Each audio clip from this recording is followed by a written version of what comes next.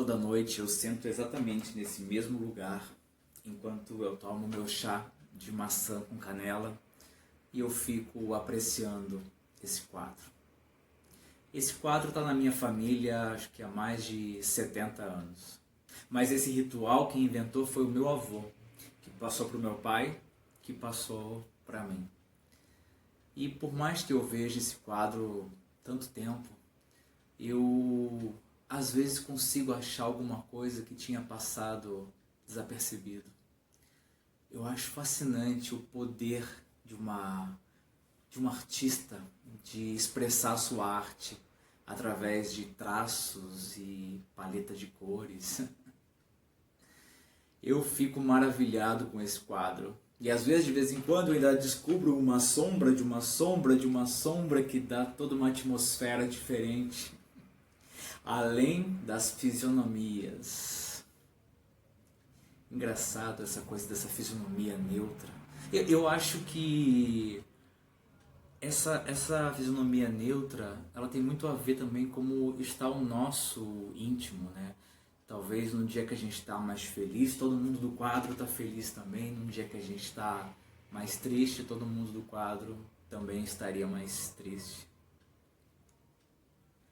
Bom, meu avô era um migrante nordestino que veio para o Rio de Janeiro. Quando ele chegou aqui, ele foi trabalhar numa confeitaria na recém-inaugurada Avenida Rio Branco. A Avenida Rio Branco, no centro do Rio de Janeiro, naquela época, as pessoas não andavam, desfilavam. Era um show de roupas elegantes, pessoas de fraques e cartolas, as mulheres com os melhores vestidos. Meu avô foi trabalhar numa importante confeitaria que ficava justamente na Avenida Rio Branco. Meu avô, como era o garçom mais novo, sobrou para eles as mesas da parte do fundo do restaurante, da confeitaria, porque os garçons disputavam à tapa as mesas da frente, assim como os clientes disputavam à tapa essas mesmas mesas, porque eles queriam sentar na frente da confeitaria. Era uma época que você queria ser visto. Então meu avô acabou ficando com essas mesas do fundo e mesmo depois de um tempo, meu avô trabalhou a vida inteira nessa confeitaria e mesmo assim ele continuou com essas mesas. E apesar da rotatividade de público da confeitaria, o meu avô fidelizou alguns clientes. E alguns desses clientes, um desses clientes especificamente, é muito especial para nós todos. Era um senhor branco, baixinho, meio gordinho e careca. Ele sentava-se sempre na mesma cadeira. Era uma pessoa muito misteriosa, porque ele não falava absolutamente nada sobre a vida dele, mas ele perguntava sobre a vida de todo mundo e passava horas observando todos no restaurante e fazia anotações no seu caderninho. Lá na cozinha, os garçons praticavam o que hoje a gente chama de bullying com ele, né? Chamando ele de encalha-mesa, de baleia atolada, entre outras coisas, porque ele chegava na confeitaria às 8 horas da manhã e só saía por volta do meio-dia. Meu avô defendia Monsieur Portrait, esse era o nome que ele dizia para todo mundo, com unhas e dentes. Com o tempo, a amizade dos dois foi ficando muito forte. Ele ia todos os dias na confeitaria e meu avô, como era uma pessoa que gostava muito de falar, aproveitava e seguia falando. Monsieur Portrait sabia da infância do meu avô no Nordeste, da vinda dele do Nordeste para o Rio de Janeiro, como ele chegou aqui, quando ele conheceu minha mãe, quando nasceu o meu pai, quando nasceu a minha tia, ele sabia tudo. Enfim, os anos foram passando, Monsieur Portrait fazia todo dia o mesmo, ele chegava, tomava o seu pingadinho com o seu pão na chapa e ficava observando o movimento da confeitaria. Passou um tempo, Monsieur Portrait sumiu. As pessoas ficavam inclusive perguntando antes para o meu avô qual seria a profissão dele. Apesar da idade de já quase seus 70, 80 anos, ele, como anotava muitas coisas, as pessoas faziam apostas para ver se ele era jornalista ou então romancista. mas a maioria achava que ele era mesmo um senhor desocupado, que não tinha o que fazer, não tinha família e ia lá para a confeitaria. Passou um tempo, Monsieur Portrait sumiu. Meu avô, pelo carinho que desenvolveu com ele, acreditou que ele pudesse estar doente ou até ter morrido. E morreu mesmo. Um dia meu avô estava atendendo um casal de americanos quando o maître do restaurante, uma pessoa reservadíssima, veio gritando o nome do meu avô pelo corredor central da confeitaria. Zuíno, Zuíno! O nome do meu avô, Jesuíno, conhecido por todos como Zuíno. Nas mãos do maître, um jornal. O meu avô acabou o atendimento com os americanos e foi em direção ao maître. O maître abriu o jornal e numa matéria de meia página, uma foto de Monsieur Portrait. Meu avô olhou para aquela foto e não conseguiu entender nada, porque ele conseguia ler muito mal. Na verdade, ele lia o cardápio e as coisas relacionadas ao restaurante apenas. Então, o maître, com a voz trêmula, leu para o meu avô a matéria de que o jornal lamentava a morte do pintor brasileiro Aristides Dupré, famosíssimo pintor brasileiro. Meu avô, no primeiro momento, ficou triste porque aquela sua suspeita acabou de ser confirmada. O seu amigo estava morto. Mas o meu avô ficou um pouco magoado também, porque o Messias sabia tudo da vida dele, né? E, poxa, ele mentiu o nome e omitiu que era um pintor, que era famoso. Mas, enfim, o meu avô era uma pessoa fantástica. E logo depois ele desencanou disso tudo e, inclusive, mandou até rezar uma missa de 7º dia para o Messias, lá numa igrejinha lá do centro da cidade. Passou algum tempo, meu avô estava atendendo as mesas dele, entrou um senhor, aproximadamente de uns 45 anos, terno, gravata, aquela coisa toda, e pediu para se sentar na mesma cadeira que o Messias sentava. O avô achou normal, conduziu o senhor até lá. Segunda coisa, ele fez o mesmo pedido inicial que o Messias fazia, um pingado e um pão na chapa.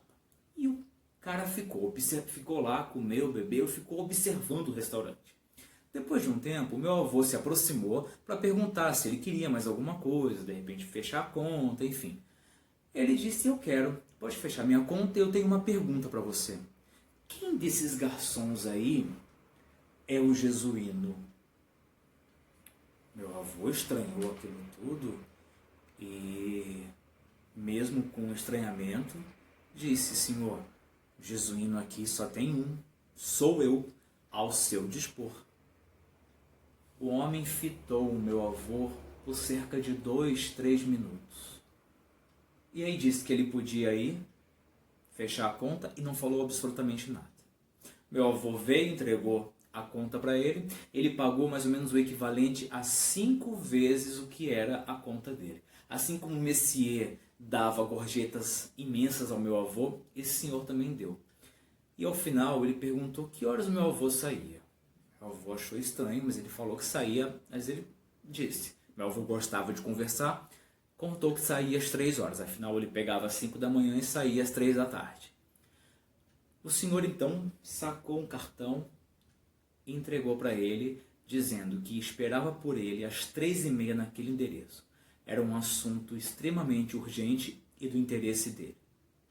Preciso nem dizer que naquele dia meu avô ficou muito preocupado com o que estava acontecendo, quem era aquele homem, que assunto era aquele.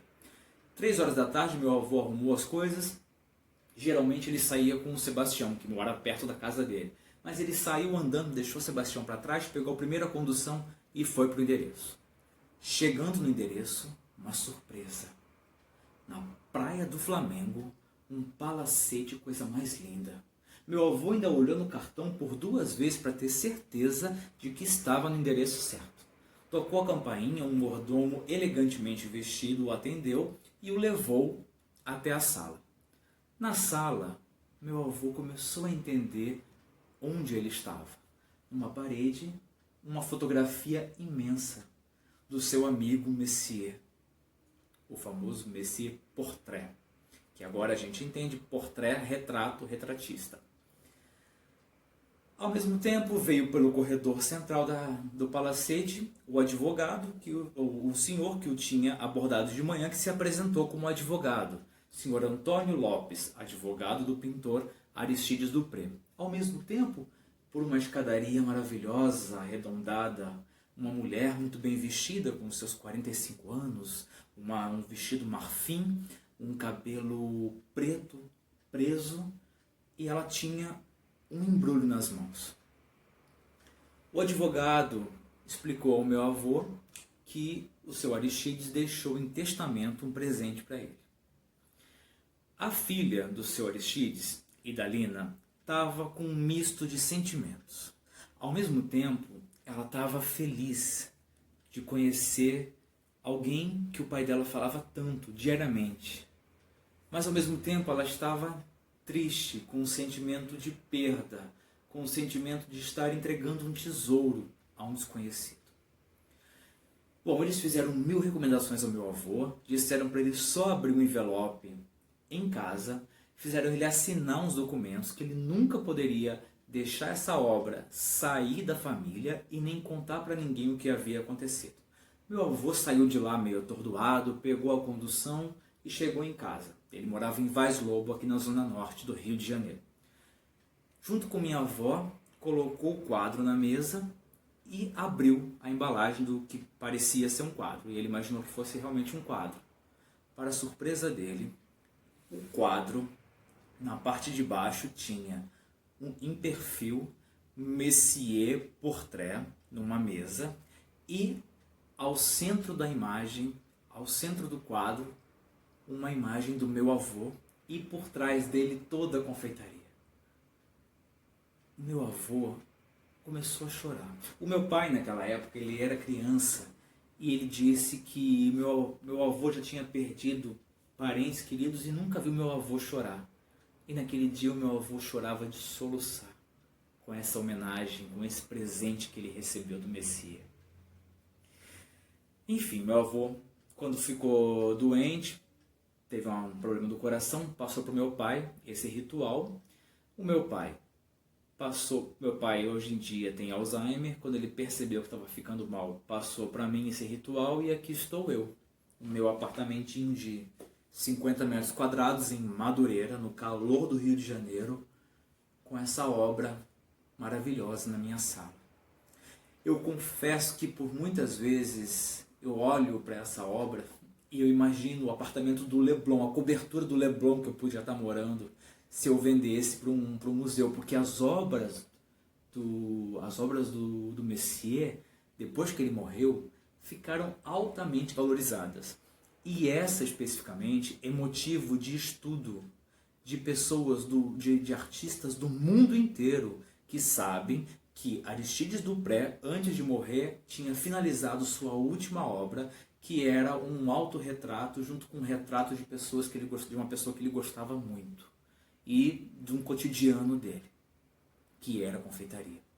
Mas só Idalina, que hoje em dia já é morta, sabe do teor desse quadro, e o advogado não sabia. Ele sabia que tinha um quadro, mas não sabia o teor do quadro. E a minha família, do subúrbio, detentora de uma obra de arte que vale milhões.